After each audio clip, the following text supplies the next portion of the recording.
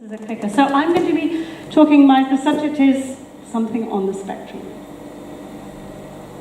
So something on the spectrum. This is going to be a technical discussion, and it's part of my work. I'm an artist and an engineer, and I've been working with scientists at British Antarctic Survey. And he's a space weather scientist, and he predicts the weather in space.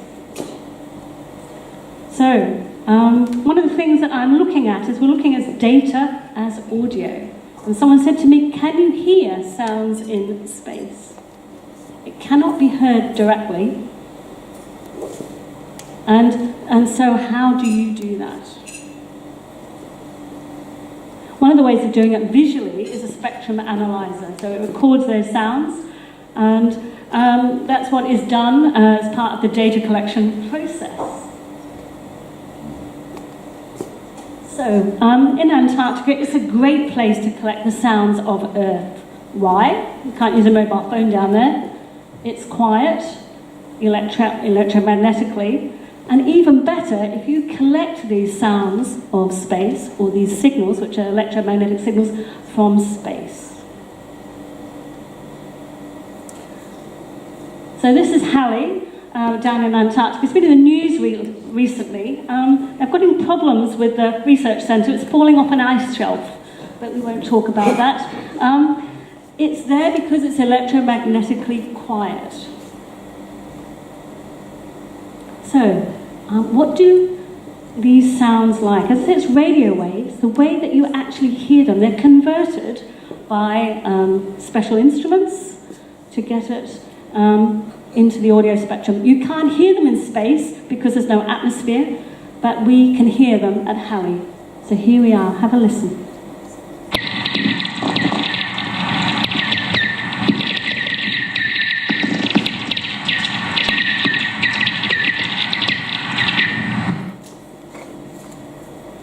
So this is lightning. Lightning, we've never heard it before. It comes through the radio receivers, and that's what it sounds like. They're called spherics. And there is something called tweaks as well. I don't know if you heard them, but that is actually all the storms, 10,000 miles away, all that lightning is collected in Halley. Some of the frequencies are higher frequencies, so they get dispersed a bit, so they have a sort of shift. Now, chorus. I don't know, I think whatever you think chorus, if you're musicians, you know what a chorus is, or you're in a choir. This is chorus in Antarctic speak.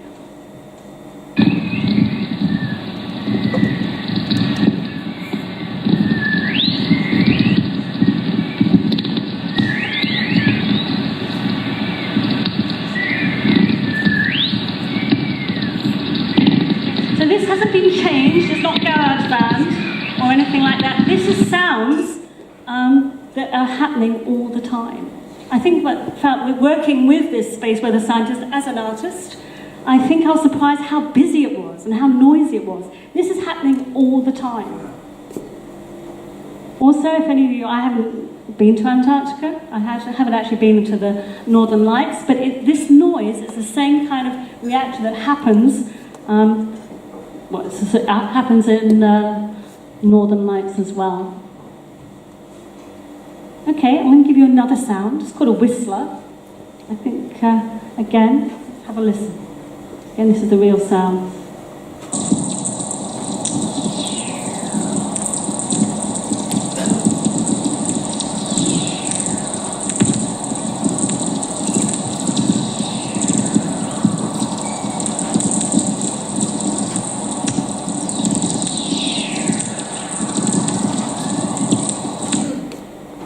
So what do you hear when you hear that? Does it sound like space? It's actually still lightning, we're still on Earth. There is that dispersion. What is happening is that the sound of lightning, the electromagnetic plasma is being curved or channeled in ducts, and we hear it from the other side, it goes to an inversion. So that is the sort of frequency shift that you're hearing. However, it's still, despite Antarctica being quite quiet, it's still a bit hissy. Okay? So actually the data scientists, that use this data for predicting space storm weather, they actually do some collection from satellites and probes that around the Earth. So this is space sounds still of Earth. I didn't want to give them all to you, but here we are. I want you to perhaps hear how different this is, similarities and differences. Here we are.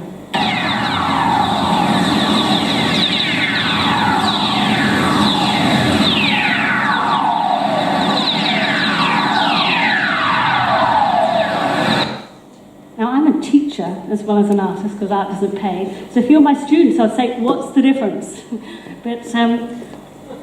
but I won't go there.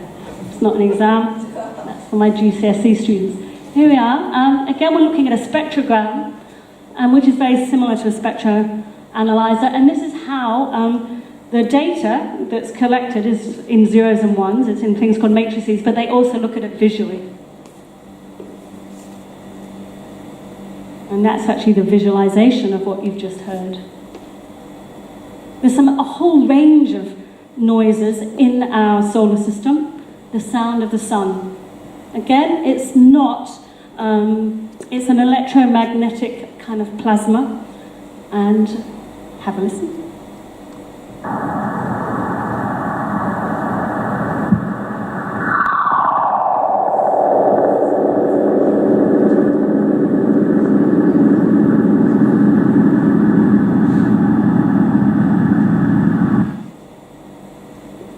So again, one of the things of working with the scientists is actually to say, how do we pick the bits of data to look at? And our ear is an amazing filter for actually discerning similarities and differences. So actually looking at data not through mathematical models or variation, but listening in an audio way is another way of actually searching for truths and facts.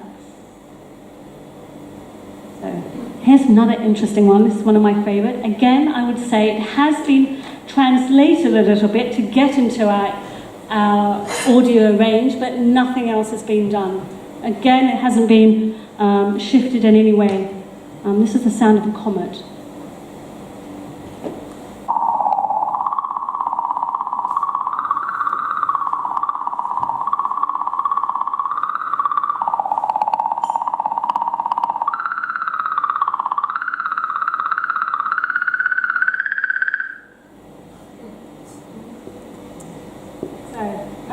Again, does data have emotion? How does it make you feel? I think that's the role of an artist as well. Working with a scientist, which is a privilege, I think is that I'm allowed to sort of provoke reactions or shift that emotion. For me, when I heard this, it actually has resulted in a series of art responses in dance and through music. This is a science talk at the moment. Okay, Saturn. Not only do, going back, Earth has atmosphere. As a result, we can hear the whispers and the tweaks and the spherics and the chorus. There are other planets out there that have atmospheres. So this has nothing to do with Halley, but the scientists I work with and I were really intrigued by these sounds. So this is one of the planet sounds that I wonder if it evokes what you think a planet sounds like. So some of you may want to shut your eyes and imagine, is this what space or it really sounds like? Here we are.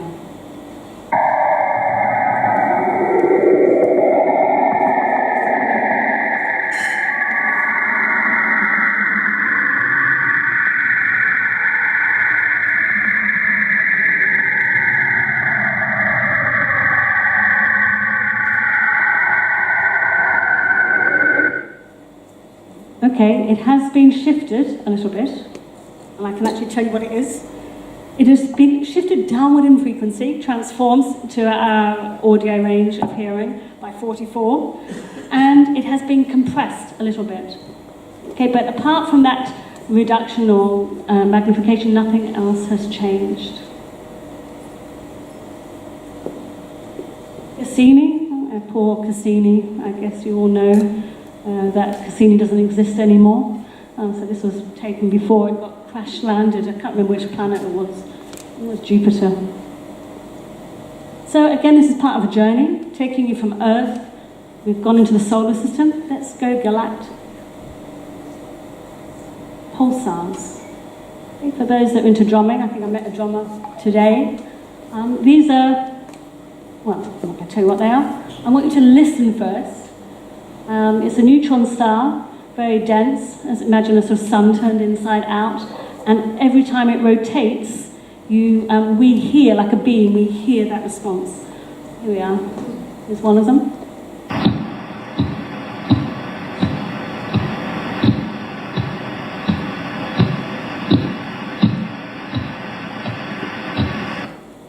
Anyway, that was put in by my scientist. I have a background in Australia. I'm trying to lose my Australian accent, but that's why they're, that's from Australia. Here's another one.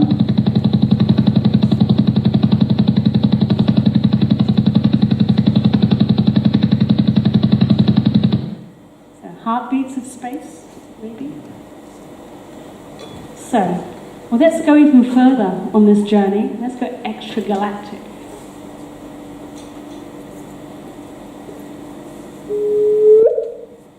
Did you get that one?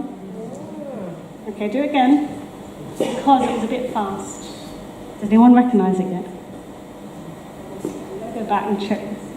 It works.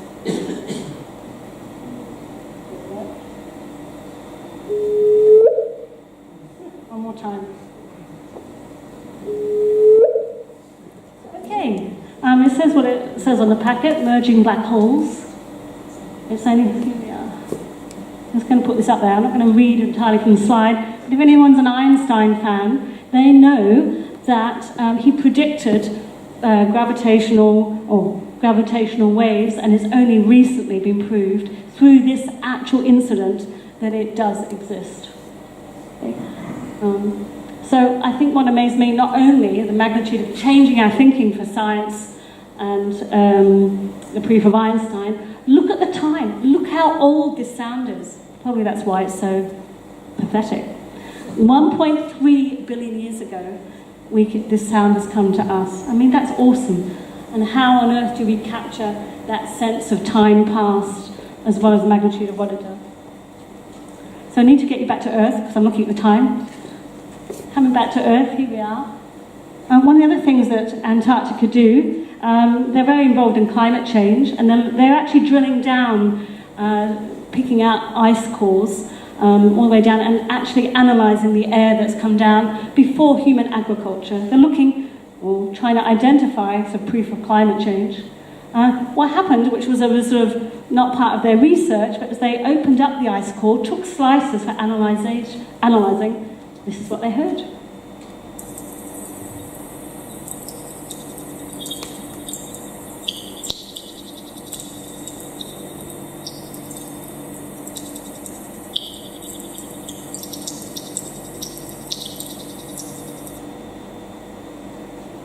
I don't know what it sounds like to you. I worked with a dancer, she thought it was scuttling insects that were coming up. That's how she kind of created the movements there. Again, when I bring up the script, again, this is 200,000 years old. So we're looking at sounds of the present, sounds of the past, and all of this is just from looking at data in different ways. So I'm an artist engineer, so I've given you the sort of scientific bit. I'm here on an artist residency, and actually I'm in the middle of developing a project that I've been working with for a couple of years at the residency. I've had some dancers, I've got a biochemist here, I've got a lot of people involved in the arts. They're helping me take this idea and transforming it into art. Not necessarily painting and drawing, definitely not. So what I want you to show you, because I've got 1 minute left, and it's a 1 minute, I have, at a recent show, which we gave to scientists, we did a combination of dance, animation, live music. It was an art response to the science. So here it is, 1 minute of Antarctic ice with art. I hope this works.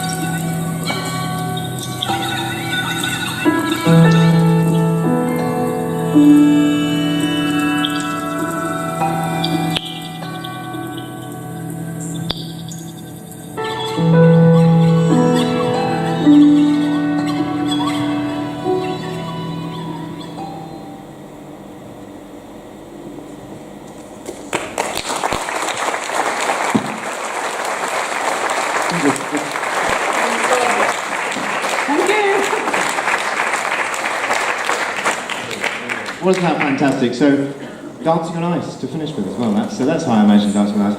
Fantastic talk, thank you, Diana. You know what you said about the sounds of a comet? I think, where does that sort of take you? I don't know about you, but I was transported right back to my parents' house in the 70s, watching the Clangers. Did you get the same vibe? Right, at this stage in the Bavard, what we do is I invite questions from the audience. So you don't have to ask questions, of course, but if you want to ask some questions, then this is the time to do it. So yes, straight in.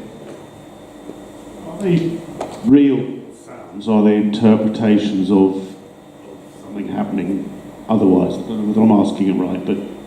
Okay, all the sounds were reality. They've just been transposed into the audio frequency, except for that last one. That's the interpretation that's added. But again, we have not touched the actual sounds of space or Antarctic ice in there. We sort of see it, and working with a composer, it's a conversation. And because I'm an engineer, and because I work with scientists in collaboration, I'm not illustrating it, it is a shared response. As I said, the only thing I might have done is sped it up, reduced it, times it by 1,000, just to get it within our audio range. In theory, if I was in space... If you're in space. And I could hear it, I would hear it. Yes, there's just not enough molecules to do that, absolutely. Some of them have been sped up. There is one that is so, it's millihertz, so you wouldn't. You would have to have a little sort of store and forward creation to do that, but absolutely. That sun flare, absolutely. It's electromagnetic plasma, just transferred, but you would hear that. Excellent. And I think that blows my mind. It totally did. Question here, that's right. Yeah, I've got a question, which speaks to what Tim was saying about the climate. How long have these sounds been heard? Can you repeat the question? Yeah. How long have they been heard? Well, there is a slide that I put in, and you can go and hear some of these sounds. You can buy a radio receiver and hear that. It's a basic kind of analog radio design. Now that's been around for quite a while, so you could actually sort of hear that. Part of it is that you need what's called an antenna. You need a kind of radio receiver to do that. Is that what you mean? Or do you mean that, or do you mean how long are these, like 1.3 billion years? No. I mean the guys who kind of made the sound tracks for Doctor Who, did they make it up, or did they hear it? What do you think?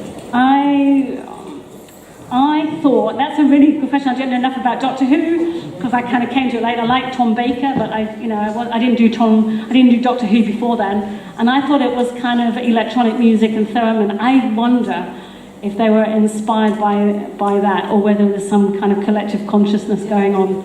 I wonder. If anyone knows anything about how Doctor Who track was made, I would love to know. That Sounds of Saturn clip was reminiscent of the kind of TARDIS, wasn't it, arriving? Really? Well, yeah. Did anybody else think that? It was just me. It's the drugs I'm on. Sorry about that. That's quite recent, I think. But anyone else? Yeah. Any more questions?